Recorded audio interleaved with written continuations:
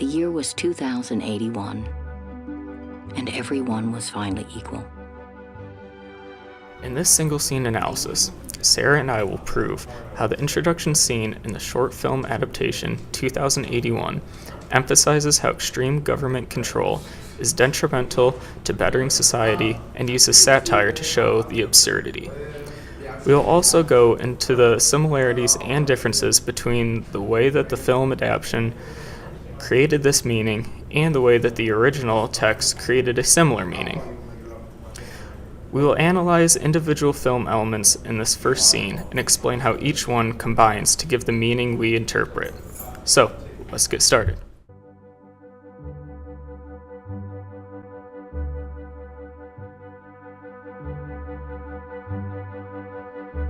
The year was 2081, and everyone was finally equal. They weren't only equal before God and the law, you see. They were equal every which way. Nobody was smarter than anybody else. Nobody was better looking than anybody else. Nobody was stronger or quicker than anybody else. And all this equality was due to the 211th, 212th, and 213th Amendments to the Constitution. The clip opens up with the narrator reading verbatim the first and second paragraph of the short story Harrison Bergeron. She uses this introduction to set the scene, explaining the amendments, handicaps, and the enforcement of these laws. During the introduction, the viewer sees George watching the news through a rotation of the camera to give them a clear picture of what the narration is explaining. One of the elements in these first few seconds that a person is more likely to absorb than analyze is sound. There is a soft playing of classical music that gives a light mood to the viewer. Also, as the camera pans around George and Hazel's home, at a slightly low point, you're allowed to see the bright light of day coming through the windows. This soft white light we see reinforces the mellow or light mood that the classical music started. This mood contrasts greatly with the mood later in the scene. It also coincides with some of the less serious narration. For example, Some things about living still weren't quite right, though. April, for instance, continued to drive people crazy by not quite being springtime. this mocking of their now almost perfect society shows some of the satire undertone that also plays a key role in the short story. And to the unceasing vigilance of the United States Handicapper General. The strong wore weights to make them weaker. The intelligent wore earpieces that kept them from taking unfair advantage of their brains. Even the beautiful sometimes wore masks in situations where their beauty might simply be too distracting. It was the golden age of equality. This narration is meant to set the viewer up to see how severe the control of the government has become in this later time. Also, in this clip we see a shot-reverse shot pattern to show George watching the television. During the close-ups of George, we can see through his facial expressions that he is somewhat displeased with what he is seeing.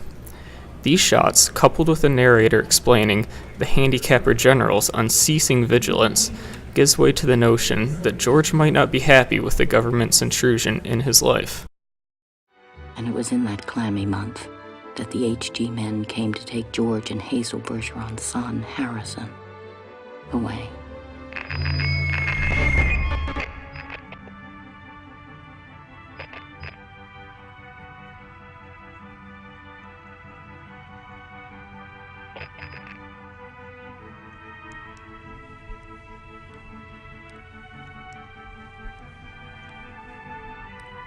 You were fixing the TV, dear.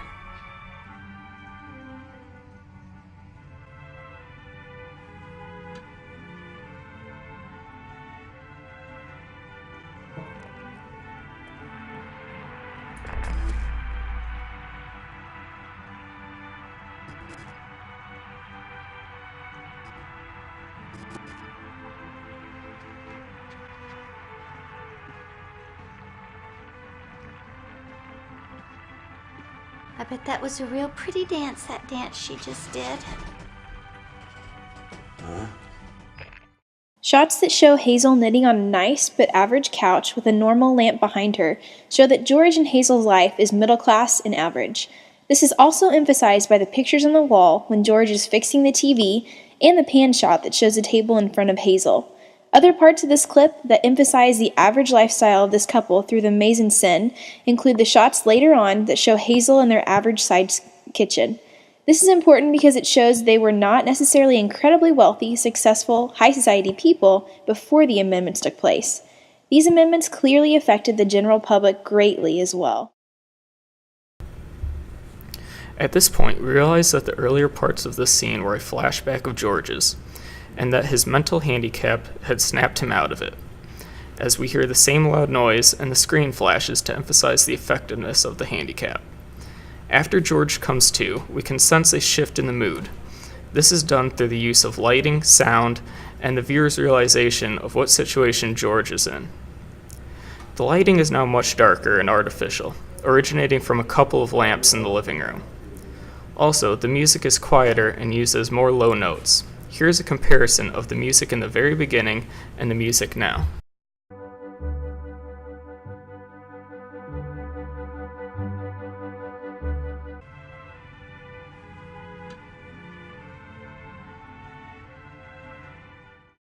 The change in these two elements and the realization that the government's use of extreme control resulted in Harrison being taken away from his family gives way to a darker mood, where government control has harmed the Bergerons.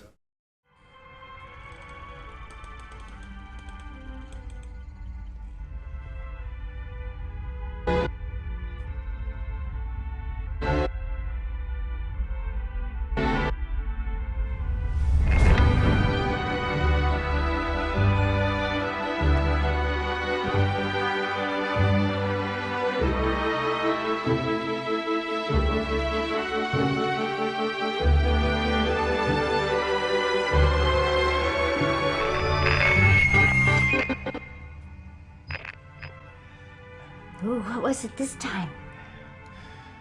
Loud. Same as last time. Sounded a little like somebody hitting a milk bottle with a ball peen hammer from here.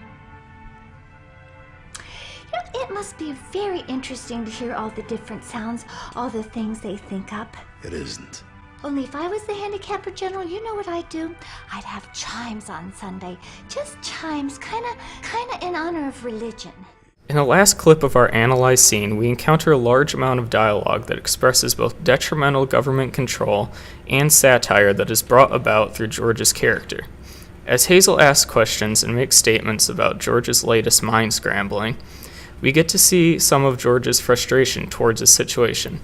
In response to Hazel's comment that it must be very interesting to hear all the different sounds, George strongly states that it isn't, showing that only a simple-minded person would find a handicap interesting, and that the idea of being handicapped is mostly approved by the less talented. The satire in this is that this type of extreme control must not actually seem very equal to the more talented. The dialogue is used to explain the handicaps in detail. An example of this is when George explains that the sound is loud, same as last time, and Hazel comments that it sounded like somebody hitting a milk bottle with a ball peen.